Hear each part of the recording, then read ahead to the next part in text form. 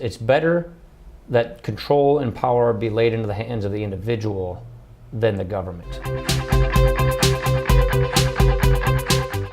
Democrats look at the same numbers you do. It's not like you have access to special numbers. It's arithmetic is arithmetic. So why such knee-jerk reactions over and over when the system desperately needs reform, or there is not going to be traditional Medicare? It's ideological at the end of the day. And I think what Ron decided was it's better that control and power be laid into the hands of the individual than the government. And so when you look at Medicare reform in the future, there's one of two ways to go. The government is the controlling body. The government decides what you get, if you get it, when you get it. We're simply saying, no, the person ought to decide that, the individual. And there's only so much resources the federal government can commit to that person. And that's patient-centered. That's more humane, because we're not putting power in the hands of 15 bureaucrats at iPad to let people decide, or let people know whether they can get care or not. We're letting the individual make that decision. And there are some conscientious, Democrats who I think agree with us on this.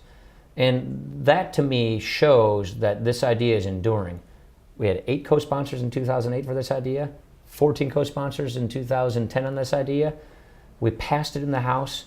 We got good votes on it in the Senate. And now some Democrats are actually saying, these guys are right. That just shows that we're moving this idea forward, and I think we're winning the consensus debate on this. Some conservatives may think to themselves, oh, he's partnering up with this liberal senator from Oregon. How can you assuage those concerns? Ron Wyden has an American Conservative Union rating of like 9%. Single digits or something like that. Totally right. First of all, look, read the plan. We're saying a premium support system where, in addition to the private plans you can choose from, like federal employees, you can have your traditional fee-for-service Medicare system in there competing with each other within the premium support system. So it's not much of a difference on the idea. Actually, when I rolled the budget out in April, I said, well, this is something we should consider. This is Romney's position, and I think as of the debate I saw last night, Newt's as well.